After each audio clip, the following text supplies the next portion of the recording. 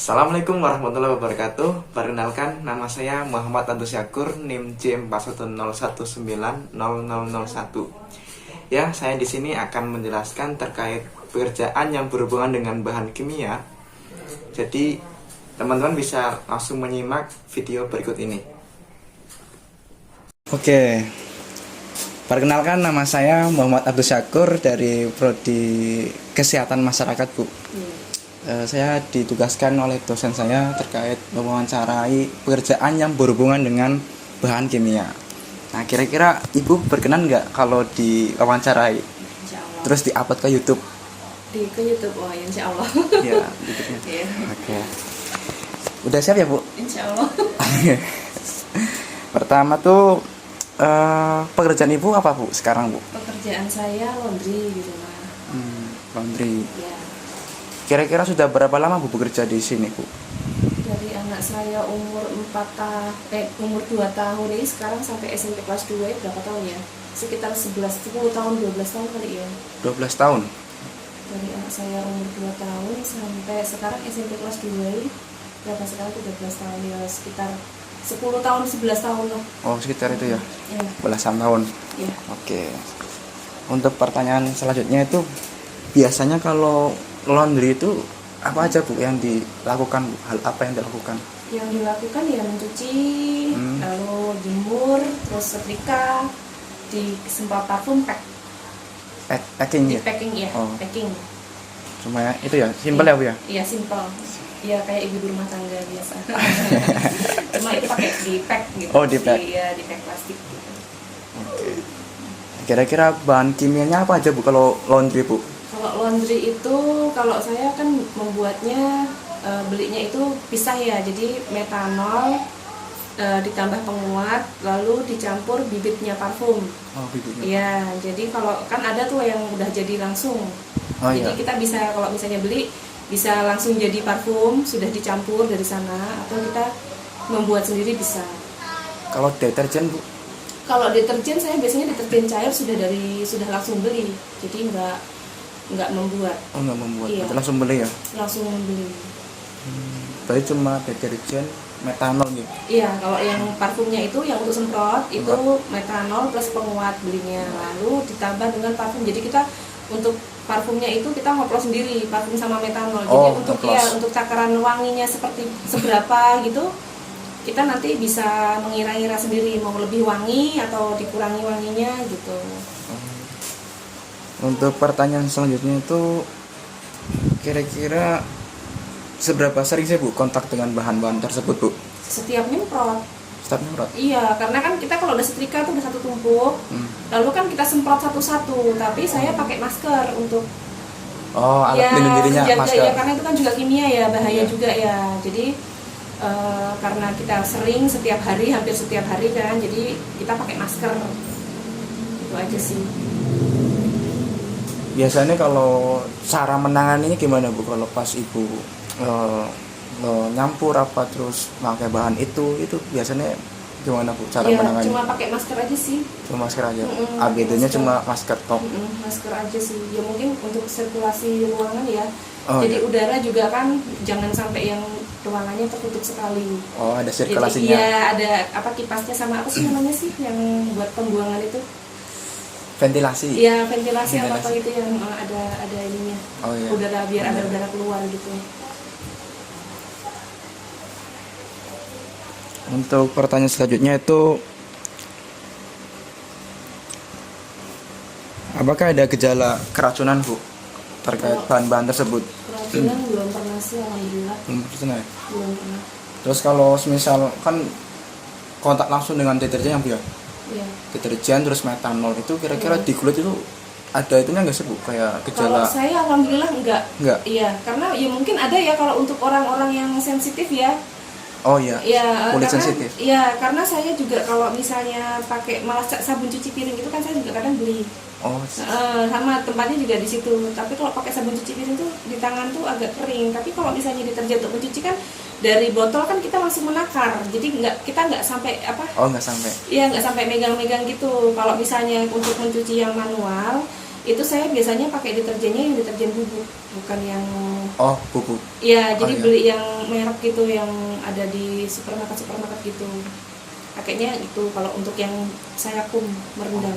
Iya. Tapi nggak ada efeknya Bu, ya? Nggak ada, alhamdulillah nggak ada. Tapi ada beda juga dengan adik saya ya. Kalau adik saya itu sesekali pernah jadi kayak sampai apa sih? Kulitnya mengelupas ya, kering gitu. Tergantung deterjennya juga. Sensitif. Iya, sensitif. Jadi tingkat kesensitifannya kan beda-beda. Kalau saya alhamdulillah enggak. Ya cuma sabun cuci piringnya itu aja. Semangat sabun Cuci piring kalau kan kadang beli sabun cuci piring itu pengaruh, tapi untuk yang laundry nggak ada. Alhamdulillah nggak ya, Bu? Iya, alhamdulillah nggak ada. Tapi kalau laundry itu biasanya sabun cair apa sabun bubuk sih, Bu? Tergantung, saya stok sabun cair juga, stok sabun bubuk juga. Jadi kalau sabun cairnya habis ya pakai yang bubuk. Fleksibel berarti ya, Bu? Iya, fleksibel. Ya suka-suka kita aja sih. Tapi seringnya pakainya sabun cair. Sabun cair. Iya. Karena kan mesin ya. Mesin biasanya kan lebih enaknya pakai sabun yang cair ya. Untuk pertanyaan selanjutnya, berarti kalau Ibu menghirup metanol itu, Ibu perasaannya apa, Bu? Kayak efeknya ada nggak sih, Bu, di pernafasan mungkin apa? Dulu pernah apa ya, kayak agak gerok gitu ya di tenggorokan. sini, tapi parfumnya, jadi ada parfum tertentu yang, jadi gini, dulu kan saya itu kan nggak ngoplos sendiri, jadi sempet beli kan, jadi belinya tuh langsung jadi. Itu ada yang namanya parfumnya apa ya, saya lupa. Kalau pakai parfum yang namanya itu pasti agak-agak di tenggorokan tuh kayak kering gitu rasanya. Itu tok, tapi parfumnya itu tok, lainnya itu enggak. Entah itu karena memang parfumnya apa bibitnya apa memang campurannya, saya kurang tahu juga. Tapi itu dulu saya karena itu tadi beli langsung, ada yang nganter parfum. Oh, nganter. Iya, jadi saya nggak beli ke ininya, ke mana, ke agennya ya. Oh iya. Terus untuk langkah yang diambil apa, Bu, pas Ibu kena itu? Ya biasa sih, kalau misalnya kita udah nggak pakai ya nggak itu, jadi cuma sesaat aja sih ketika kita nyemprot aja sih. Habis itu sudah, mungkin kalau misalnya kering gitu biasanya kita minum air hangat. Oh, air hangat. Air hangat. Kadang minum apa ya, jeruk wedang jeruk itu anget, itu pokoknya yang anget-anget lah, teh anget gitu, yang anget-anget lah. Terus kira-kira Ibu kan pekerjaannya kan itu ya, Bu, laundry. Terus kira-kira ada itu nggak sih, Bu, keluhan-keluhan apa sih fisik mungkin? Apa ya, kalau terlalu banyak mungkin capek ya, betul. Begal-begal ya, Bu, ya? Iya, kan kita laundry juga kadang setrika berdiri ya, sambil berdiri ya, kadang ya capek badannya juga kan kalau terlalu banyak juga kan itu. Terus mungkin apa ya, kalau keseringan terlalu sering ini juga agak sesek sih di pernapasan. Ya pernapasan juga agak sesek, makanya udaranya itu benar-benar harus dibuka. Iya, harus ada pembuangannya, harus ada ininya, sirkulasi udaranya. Berarti cuma yang sering itu setrika, Bu, ya, yang bikin pegel ya? Iya, pegel setrika. Kalau itu kalau nyuci kan udah sembuh gitu kan. Ya, enak ya. Udah enak sih.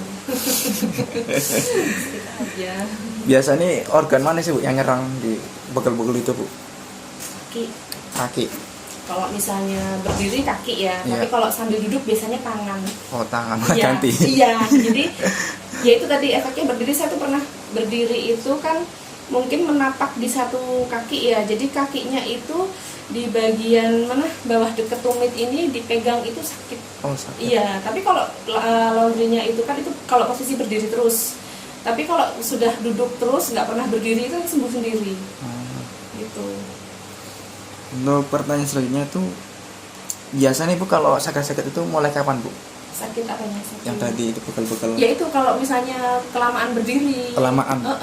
Jadi seringnya berdiri, sering berdiri kan kadang kita berdiri itu kan nggak sadar bertumpu pada satu kaki kan biasanya. Nah itu biasanya kaki apa yang buat menumpu itu jadi sakit. Ya tapi nanti kalau udah setrika udah mulai duduk, sering duduk, ya udah lama-lama sembuh sendiri kok. Tapi enggak itu ya, Bu, kalau kejadian pegel-pegel itu ngobatin sendiri apa ya? Enggak sih, enggak ada obat-obat gimana. Kayak koyo gitu, Bu? Enggak pernah. sembuh sendiri ya. sembuh sendiri ya. Itu kan mungkin kakak yang memang apa ya, terlalu Capean banyak mungkin. kecapean ya. Iya. Tapi kelelahan ibu tadi kayak pegel itu tadi bisa mengganggu keseharian ibu nggak sih bu? Sebenarnya kalau udah istirahat gitu ya sudah sih. Udah. Yang penting kan istirahat yang cukup ya. Iya. Ya, istirahat yang cukup, makan juga yang bergizi, minum air putih banyak. Oke bu, mungkin wawancara dari saya cukup itu aja sih bu. Ya. Selebihnya saya ucapkan makasih ya bu. Iya, sama-sama. Oke, makasih ya bu. Iya, sama-sama Mas. Baik, terima kasih. Selanjutnya pada bagian ini saya akan menjelaskan terkait analisis dari MSDS bahan kimia pada pekerjaan yang saya wawancarai, yaitu berkaitan dengan pekerjaan laundry. Nah, di pekerjaan tersebut, bahan-bahan kimia yang terlibat yaitu bahan-bahan kimia yang berupa metanol dan parfum. Untuk MSDS-nya sendiri, metanol yaitu sebagai berikut. Ini identifikasi bahan kimianya, nama produknya metanol. Bisa dilihat untuk gambar metanol sendiri di samping pojok kanan. Untuk yang kedua itu, di sini ada identifikasi bahayanya, yaitu cairan mudah menyala, kategorinya 2, toksitas akut tertelan, kategori 4, toksisitas akut terhirup, kategori 3, toksitas terhadap reproduksi, kategori 1B, dan toksitas pada organ sasaran spesifik paparan tunggal, yaitu kategori 1. Untuk elemen label atau hazardnya, yaitu yang pertama mudah terbakar, yang kedua yaitu mudah beracun, dan yang ketiga yaitu hazard health, bahaya kesehatan. Lanjut. Kemudian yang berikutnya yaitu identifikasi bahaya. Nah, kita langsung saja ya, langsung ke peringatan tindakan, yaitu jika kita terpapar dengan bahan metanol tersebut, alangkah baiknya kita hubungi dokter atau tenaga medis. Kemudian jika terkena kulit atau rambut, segera tinggalkan seluruh pakaian yang terkontaminasi. Bilas kulit dengan air yang mengalir, dan jika terhirup, pindahkan korban ke area berudara segar dan istirahatkan pada posisi nyaman untuk bernafas. Jika tertelan, segera hubungi dokter atau tenaga medis. Kemudian dilanjut, untuk penyimpanannya itu simpan dalam tempat terkunci. Yang kedua itu simpan di tempat yang mempunyai ventilasi udara yang baik dan sejuk. Lanjut, kemudian tindakan pertolongan pertamanya. Nah, tindakan pertolongan pertama untuk saran umum, hubungi tenaga medis dulu. Terus segera pindahkan dan isolasi pakaian dan sepatu yang terkontaminasi. Nah, kalau terhirup nih, pindahkan korban ke tempat berudara segar jika tidak bernafas. Berikan pernafasan buatan. Jika sulit bernafas, berikan oksigen, segera hubungi dokter. Kemudian kontak kulit, cukup cuci kulit dengan sabun dan air. Kontak mata, pada kasus kontak dengan bahan, bilas mata segera dengan air yang mengalir untuk sekurang-kurangnya 20 menit. Nah, apabila tertelan, jangan dimuntahkan. Bilas mulut dan minum banyak air. Jika gejala berkelanjutan, hubungi tenaga medis. Bersihkan mulut dengan air dan terus minum air yang banyak. Jangan memberi apapun melalui mulut kepada orang yang tidak sadarkan diri. Kemudian hubungi tenaga medis. Kemudian mungkin kita lanjut saja ke slide selanjutnya. Nah, alat pelindung diri yang dipakai yaitu pelindung tangan. Sarung tangan dibuat dari plastik atau karet. Pelindung mata atau muka, kacamata keamanan yang juga dapat melindungi muka atau wajah. Kemudian ada perlindungan kulit dan badan, yaitu menggunakan sarung tangan dibuat dari plastik atau karet, sepatu antistatik, pakailah pakaian tahan atau menghambat api atau menyala. Jadi Kalau rekomendasi dari saya sendiri, alat pelindung dirinya itu diantaranya yang tadi, yaitu pelindung tangan, terus ada pelindung mata atau muka, menggunakan kacamata, kemudian ditambah lagi dengan perlindungan kulit dan badan, sarung tangan, ditambah dengan perlindungan eh, dari mulut, yaitu masker, supaya bahan-bahan itu tidak terhirup ke hidung dan pernafasan kita. Kemudian juga kalau pas memilah-milah baju-baju atau kaos laundryan itu yang baru masuk, alangkah baiknya mungkin dari eh, dari pekerja tersebut harus menggunakan sarung tangan dan masker. Habis itu langsung cuci tangan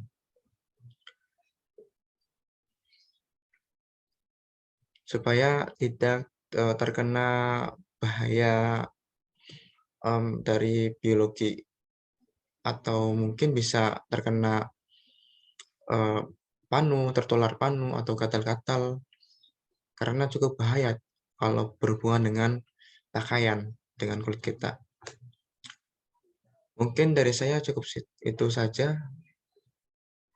Kurang lebihnya mohon maaf. Wassalamualaikum warahmatullahi wabarakatuh.